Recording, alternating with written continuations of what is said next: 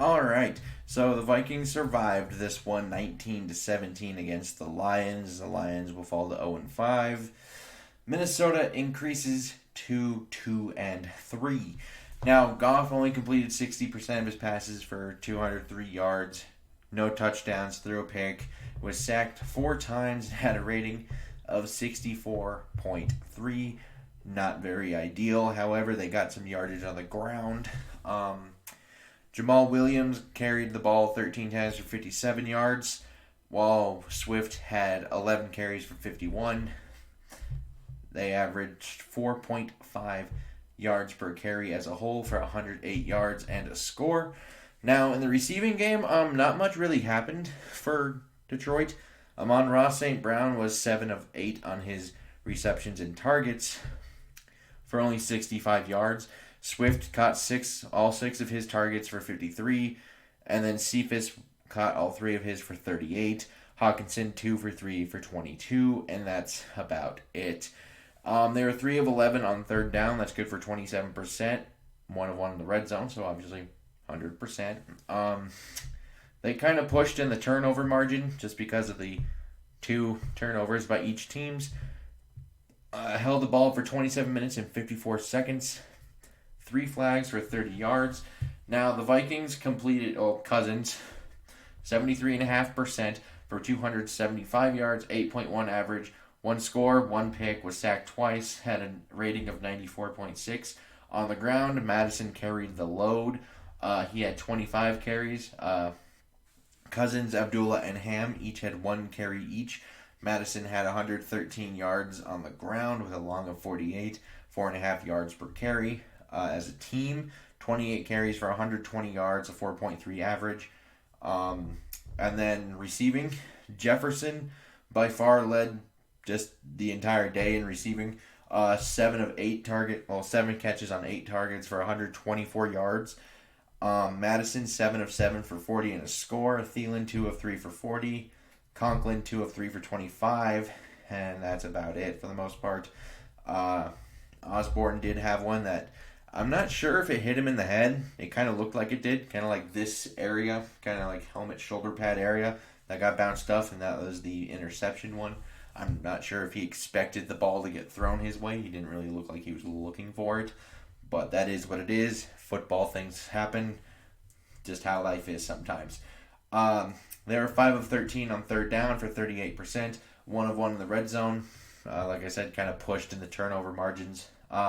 32 minutes and 6 seconds of possession time, and they had 7 flags for 74 penalty yards. Now we get to my real stuff. So you really need to kick this offense into high gear after the intermission hits because it's ridiculous. They're only averaging 5 points in the second half of games so far through these first 5.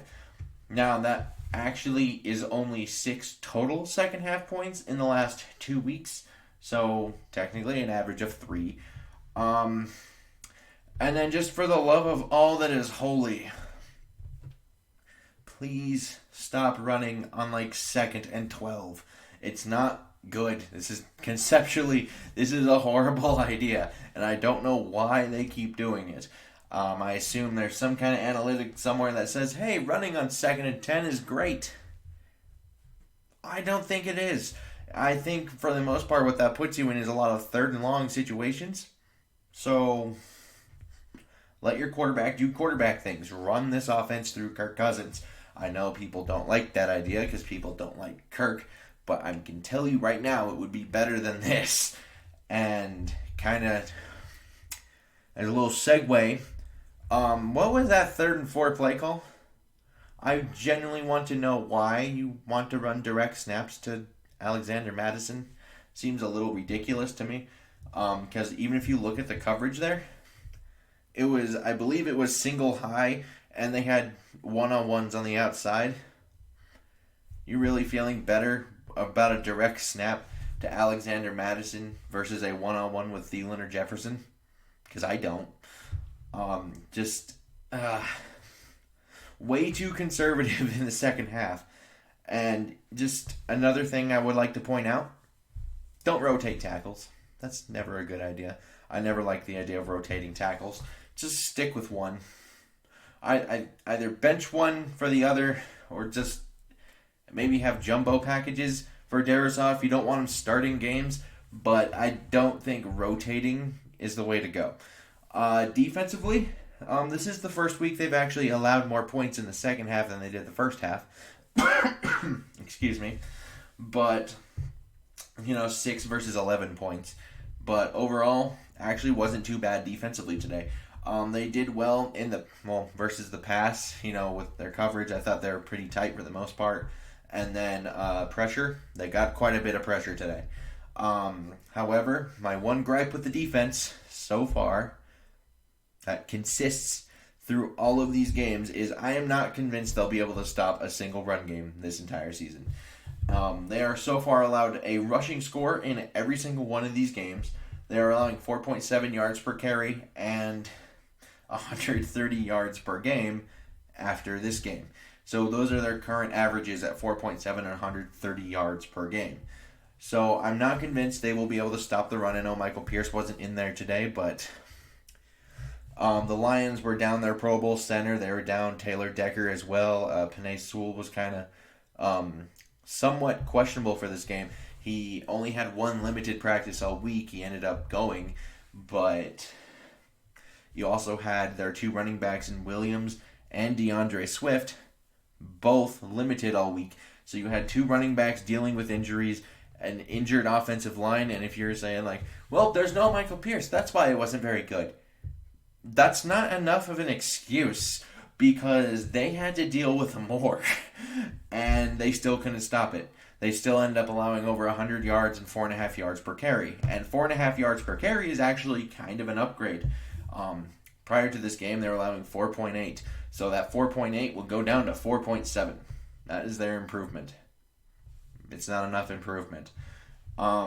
Special teams, pretty good job today overall. Just the one blemish being the 149-yard field goal they missed. However, he completely made up for it on the next one. So overall, I think they may have won, but this is almost as concerning as a loss in some ways. Just moving forward, yes, a win is a win. It's good they won the game, and they weren't winning these games prior, in this first month of the year. However, it's still very concerning moving forward. They continue to be a very, very bad and horrible kind of situational football team, which is obviously not good. Madison did fumble, and I know a lot of people are going to be like, well, he fumbled. The defense still was out there from our 20. It took Detroit 3 plays to score a touchdown from our 20 in a situation where they had to have a touchdown in order to continue to actually have a chance. So they let that happen within 3 plays, and then obviously there was a 2-point conversion. And I think Kirk did what Kirk did the first couple of weeks of the year, where he put him in position to win, just this time they actually hit the field goal. He kind of did that the first week in the overtime game twice. They hit the field goal the first time, then in overtime. They probably could have kicked the field goal where Dalvin Cook fumbled and possibly won that game. Arizona, he did this same thing, missed the field goal.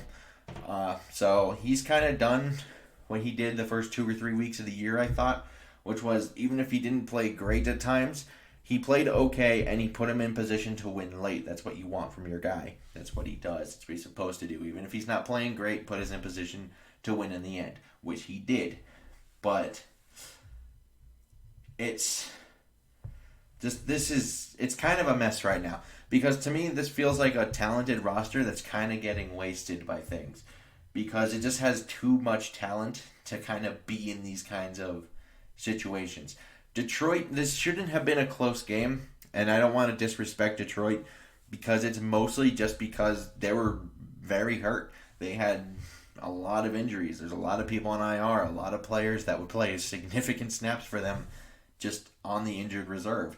So having, Dalvin Cook and Michael Pierce being the big outs for us today, we will get those guys back at some point. However, it's not really enough to say that's why they struggled. Because if that makes you struggle this much, especially since Alexander Madison still went over 100 yards, he's still that offense was still able to run the ball. It's just I think there's a lot of problems here conceptually, and it's not without it's not because of lack of talent. I kind of think like it's just bad to me because there were a lot of missed opportunities out there for Detroit today. And if they were to play this exact game 5 times, I'm pretty confident Detroit wins at least 3 of those, if not 4. So you can't really play games like this and expect to win the entire second half. It kind of felt like they were playing to not lose, which is typically how people actually lose football games. So it feels like they kind of lucked out today. This almost feels more like a loss than it does a win. And that's just where I'm at. I'm not trying to be super negative. It's just how I kind of am viewing this right now. It just feels like this is a 6 to 8 win kind of football team, and there's nothing to do about it. So I'd like to know your guys' comments down below. Like and subscribe. Always helpful. And until next time, I bid y'all adieu.